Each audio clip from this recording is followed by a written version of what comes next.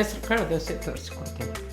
ಯಾಕಂದರೆ ಹೆಸರು ಕಾಳು ತಂಪು, ಈ ಬೇಸಿಗೆಯಲ್ಲಿ ದಿಢೀರ್ನು ಮಾಡ್ಕೋಬೋದು, ದೇಹಕ್ಕೂ ತಂಪು. ನೀರು ಬೆರೆಸ್ಕೊಂಡು ಸಣ್ಣಗೆ ರುಬ್ಬಬೇಕು. ಈ ಥರ ಸ್ವಲ್ಪ ತರಿಯಾಗಿರ್ಬೇಕು, ಈ ಥರ ಹುಯ್ಬೇಕು. ಕೈಯಿಂದನೇ ಎಲ್ಲ ಮಾಡ್ತಾ ಇದ್ದೀರಾ? ಹೌದು. ಆದರೆ ಟೇಸ್ಟ್ ಮಾತ್ರ ಅತ್ಯದ್ಭುತ. ಟೇಸ್ಟು ತುಂಬಾ ವಿಶಿಷ್ಟವಾಗಿದೆ.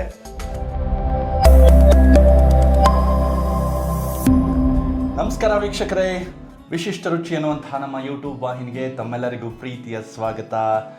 ನನ್ನ ತಾಯಿ ನನ್ನ ಜೊತೆಗಿದ್ದಾರೆ, ಬನ್ನಿ ಅವ್ರನ್ನ ಕಾರ್ಯಕ್ರಮಕ್ಕೆ ಬರಮಾಡಿಕೊಳ್ಳೋಣ. ಅಮ್ಮ ನಮಸ್ತೆ. ನಮಸ್ಕಾರ ಎಲ್ಲ ವೀಕ್ಷಕರಿಗೂ. ಅಮ್ಮ, ಇವತ್ತು ನಮಗೇನಾದರೂ ಡಿಫ್ರೆಂಟ್ ಆಗಿರುವಂತಹ ತಿಂಡಿ, ತುಂಬ ಹೆಲ್ದಿ ಆಗಿರುವಂತಹ ತಿಂಡಿ, ಹಾಗೆಯೇ ದಿಢೀರಂತ ಮಾಡೋಕ್ಕೆ ಸಾಧ್ಯವಾಗಬೇಕು ಆ ರೀತಿಯ ತಿಂಡಿ ಏನನ್ನಾದರೂ ತೋರಿಸ್ಕೊಡಿ. ಏನು ತೋರಿಸ್ಕೊಡ್ತೀರಾ? ಹೆಸರು ಕಾಳು ದೋಸೆ ತೋರಿಸ್ಕೊಡ್ತೀನಿ. ಯಾಕಂದರೆ ಹೆಸರು ಕಾಳು ತಂಪು, ಈ ಬೇಸಿಗೆಯಲ್ಲಿ ದಿಢೀರ್ನು ಮಾಡ್ಕೋಬೋದು, ದೇಹಕ್ಕೂ ತಂಪು. ಅಂಥ ದೋಸೆ ತೋರಿಸ್ಕೊಡ್ತೀನಿ. ಹಾಗಿದ್ರೆ ಅದಕ್ಕೆ ಏನೇನು ಬೇಕು ಬನ್ನಿ ನೋಡೋಣ. 1/4 kg ಹೆಸರು ಕಾಳು ಅರ್ಧ ಗಂಟೆ ಮೊದಲೇ ನೆನೆ ಇಡಬೇಕು. ನೆನೆಸಿರೋ ಹೆಸರು ಕಾಳು, 8 ರಿಂದ 10 ಹಸಿಮೆಣಸಿನ್ಕಾಯಿ, 1 ಈರುಳ್ಳಿ ಸಣ್ಣಗೆ ಹೆಚ್ಚಿರೋ ಈರುಳ್ಳಿ, ಎಣ್ಣೆ, ಜೀರಿಗೆ 1-2 ಸ್ಪೂನು, ಹಸಿ ಶುಂಠಿ ಕೊತ್ತಂಬರಿ ಸಣ್ಣಗೆ ಹೆಚ್ಚಿದ್ದು, ರುಚಿಗೆ ತಕ್ಕಷ್ಟು ಉಪ್ಪು, 3 ರಿಂದ 4 ಸ್ಪೂನು ಚಿರೋಟಿ ರವೆ ಬೇಕು. ಚಿರೋಟಿ ರವೆ, ಓಕೆ. ಏನೇನು ಹಾಕೊಂಡು ರುಬ್ಕೊಳ್ತಾ ಇದ್ದೀರಮ್ಮ? ಹೆಸರು ಕಾಳು ಹಾಕೊಂಡಿದ್ದೀರಾ? ಹೆಸರು ಕಾಳು ಹಾಕೊಂಡಿದ್ದೀನಿ, ನೆನೆಸಿರೋದು. ಇವಾಗ 1-7 ಹಸಿಮೆಣಸಿನಕಾಯಿ. ಹಸಿಮೆಣಸಿನ್ಕಾಯಿ ಖಾರ ಜಾಸ್ತಿ ಬೇಕಿದ್ದು ಜಾಸ್ತಿ ಹಾಕ್ಕೋಬೋದು. ಜಾಸ್ತಿ ರುಚಿಗೆ ತಕ್ಕಷ್ಟು ಹಾಕ್ಕೋಬೋದು. ಖಾರ ಜಾಸ್ತಿ ತಿನ್ನೋರು ಜಾಸ್ತಿ. 1 ಸ್ಪೂನು ಜೀರಿಗೆ, 1 ಸ್ಪೂನು ಉಪ್ಪು, ನೀರು ಬೆರೆಸ್ಕೊಂಡು ಸಣ್ಣಗೆ ರುಬ್ಬಬೇಕು.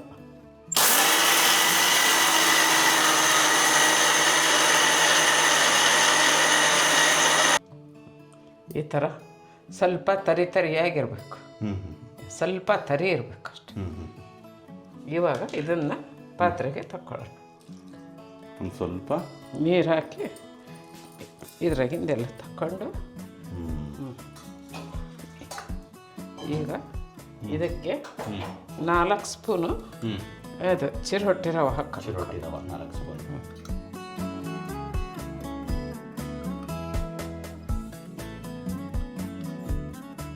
4 ಸ್ಪೂನ್ ಚಿರೋಟಿ ರವೆ ಹಾಕ್ಕೊಂಡು, ಆಮೇಲೆ ಸಣ್ಣಗೆ ಈರುಳ್ಳಿ ಹಾಕೊಳ್ತಾ ಇದ್ದೀರಾ? ಸಣ್ಣಗೆ ಹೆಚ್ಚಿರೋಂಥ ಶುಂಠಿ ಇದೆ, ಸಣ್ಣಗೆ ಹೆಚ್ಚಿರೋದು. ಆಮೇಲೆ ಕೊತ್ತಂಬರಿ ಇದೆ, ಸಣ್ಣಗೆ ಹೆಚ್ಚಿರೋದು. ಎಲ್ಲ ಹಾಕಿ ಮಿಕ್ಸ್ ಮಾಡ್ಕೋಬೇಕು. ಸ್ಪೂನ್ ಕೊಡು.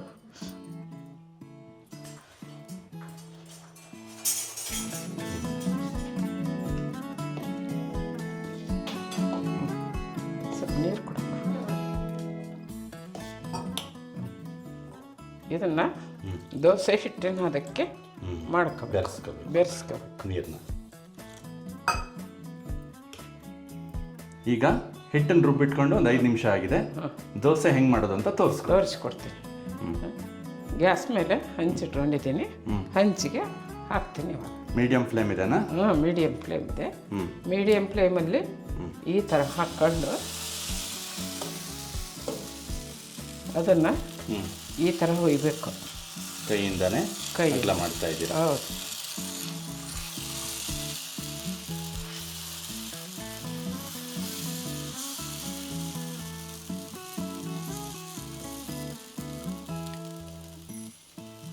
ಇವಾಗ ಸ್ಪೂನಿಂದ ಅಗಲ ಮಾಡಬಾರ್ದಲ್ಲಮ್ಮ? ಇಲ್ಲ, ಕೈಯಿಂದ ಮಾಡಬೇಕು.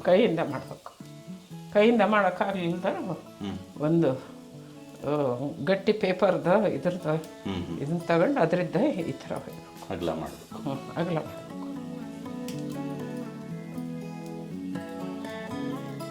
ಹಂಚು ಚೆನ್ನಾಗಿ ಕಾದಿರಬೇಕು. ಆಮೇಲೆ ಮೀಡಿಯಂ ಫ್ಲೇಮಿಗೆ ಇಟ್ಕೊಂಡಿದ್ದೀನಿ. ಮೀಡಿಯಮ್. ಇವಾಗ ಹೈ ಫ್ಲೇಮ್ ಮಾಡಿದ್ದೀನಿ. ಎಣ್ಣೆ ಹಚ್ಕೊಂಡಿದ್ರಿ ಕಾದಿರೋ ಅಂತ ಹಂಚಿಗೆ. ಹೌದು, ಎಣ್ಣೆ ಹಚ್ಕೊಂಡಿದ್ದೆ. ಮೇಲೆ ಸ್ವಲ್ಪ ಎಣ್ಣೆ ಹಾಕ.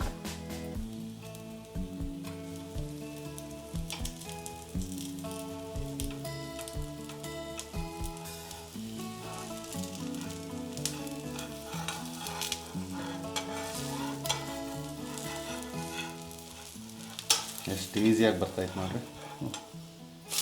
ವಾವ್, ಗರಿ ಗರಿ ಸೂಪರ್.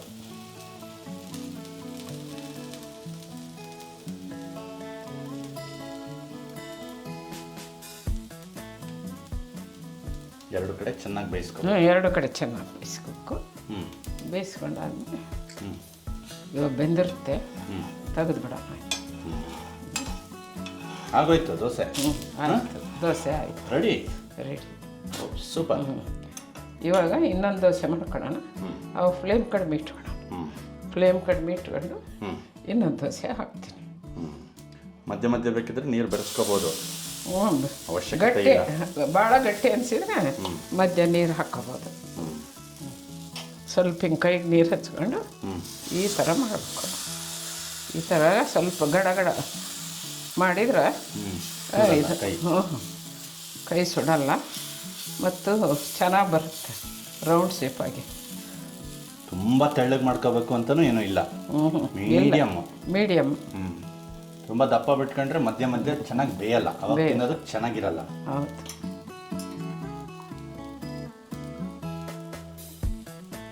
ಎಷ್ಟು ಈಸಿ ಇದೆ ನೋಡಿ. ಮಕ್ಕಳಿಗೂ ಮಾಡಿಕೊಟ್ರೆ ಅವರು ತುಂಬ ಇಷ್ಟಪಡ್ತಾರೆ. ಅದರಲ್ಲೂ ಇದು ಹೆಸರು ಕಾಳು. ಎಲ್ಲ ಕಾಳುಗಳು ಮಕ್ಕಳಿಗೆ ಒಳ್ಳೆ ಪೋಷಣೆಯನ್ನು ಕೊಡುತ್ತೆ. ಹಾಗಾಗಿ ಮಕ್ಕಳಿಂದ ಹಿಡಿದು ಹಿರಿಯರವರೆಗೂ ಎಲ್ಲರೂ ತಿನ್ಬಹುದು. ಹೌದು, ಹೆಸರು ಕಾಳಂತೂ ಫುಲ್ ಹೆಲ್ದಿ. ನೀವು ಹೇಳಿದ್ರು ಈ ಬೇಸಿಗೆಗೆ ಹೇಳಿ ಮಾಡಿಸಿದಂತಹ ಒಂದು ತಿಂಡಿ ಇದು. ಹೌದು ಹೌದು.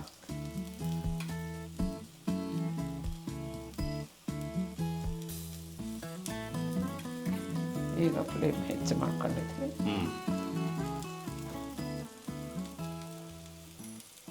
ಎಷ್ಟು ಈಸಿಯಾಗಿ ಮಾಡ್ಬಿಟ್ರಮ್ಮ.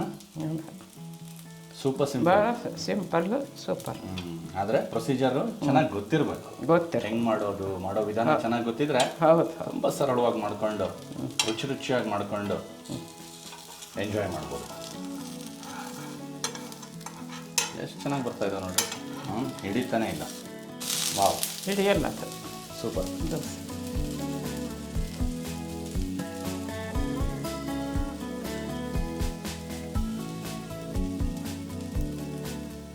ನೋಡು ಎಷ್ಟು ಕೆಂಪಾಗಿ ಎಷ್ಟು ಚೆನ್ನಾಗಿ ಬಂದು. ಹೌದು, ಗರಿ. ನಾನು ಹೇಳಿದ ಹಾಗೆ ತಟ್ ಅಂತ ಮಾಡಿಕೊಟ್ಟಿದ್ದೀನಿ. ಪಟ್ ಅಂತ ತಿಂದು ರುಚಿ ಹೇಗಿದೆ ಅಂತ ಹೇಳ್ಬಿಡಪ್ಪ. ಎಸ್ ಮಾ, ಥ್ಯಾಂಕ್ ಯು ಸೋ ಮಚ್. ಹ್ಞೂನಪ್ಪ. ನೋಡಿದ್ರಲ್ಲ ವೀಕ್ಷಕರೇ, ತುಂಬಾ ಸಿಂಪಲಾಗಿ ಮಾಡಿದರು, ಥಟ್ ಅಂತಲೂ ಮಾಡಿದರು. ಆದರೆ ಟೇಸ್ಟು ತಿಂದ್ಬಿಟ್ಟು ನಾನು ನಿಮಗೆ ಹೇಳ್ತೀನಿ. ತುಂಬಾ ಬಿಸಿ ಇದೆ. ಜೊತೆಗೆ ಚಟ್ನಿ ಗಿಟ್ನಿ ಏನೂ ಬೇಡ, ಯಾಕೆಂದರೆ ಅದರಲ್ಲಿ ಹಸಿಮೆಣಸಿನ್ಕಾಯಿ, ಜೀರಿಗೆ, ಶುಂಠಿ, ಕೊತ್ತಂಬರಿ ಎಲ್ಲನೂ ಹಾಕಿದ್ದಾರೆ.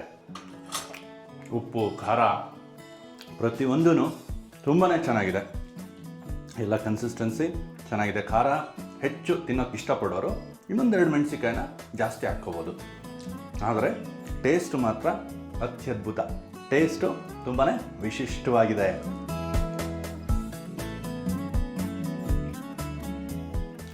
ತಿನ್ನೋದಕ್ಕೆ ಕುತ್ಕೊಂಡ್ಬಿಟ್ರೆ 1-2 ದೋಸೆ ಖಂಡಿತವಾಗ್ಲೂ ಸಾಕು ಅಂತ ಅನಿಸೋದಿಲ್ಲ. ಅಷ್ಟು ಅದ್ಭುತವಾದಂತಹ ರುಚಿ ಇದು. ವೀಕ್ಷಕರೇ, ಇದೇ ರೀತಿ ನಮ್ಮ ವಾಹಿನಿಯ ಮೂಲಕ ನಿಮಗೆ ಸಾಕಷ್ಟು ಪಾರಂಪರಿಕ ಹಾಗೂ ಅತ್ಯದ್ಭುತವಾದಂತಹ ಖಾದ್ಯಗಳನ್ನು ಪರಿಚಯಿಸ್ತಾ ಹೋಗ್ತೇವೆ. ದಯವಿಟ್ಟು ನೀವೆಲ್ಲರೂ ಕೂಡ ನಮ್ಮ ವಿಶಿಷ್ಟ ರುಚಿ ಅನ್ನುವಂತಹ ಯೂಟ್ಯೂಬ್ ವಾಹಿನಿಯನ್ನು ಬೆಂಬಲಿಸಿ. ಹೇಗೆ ಬೆಂಬಲಿಸ್ತೀರಾ? ಸಬ್ಸ್ಕ್ರೈಬ್ ಮಾಡ್ಕೊಳ್ಳಿ, ಲೈಕ್ ಮಾಡಿ, ಶೇರ್ ಮಾಡಿ, ಮತ್ತು ಈ ದೋಸೆನ ಟ್ರೈ ಮಾಡಿ ಹೇಗೆ ಬಂತು ಅಂತ ದಯವಿಟ್ಟು ನಮಗೆ ತಿಳಿಸಿ ಅಂತ ಹೇಳ್ತಾ ಈ ಎಪಿಸೋಡ್ನ ಮುಗಿಸ್ತಾ ಇದ್ದೀನಿ. ನಮಸ್ಕಾರ.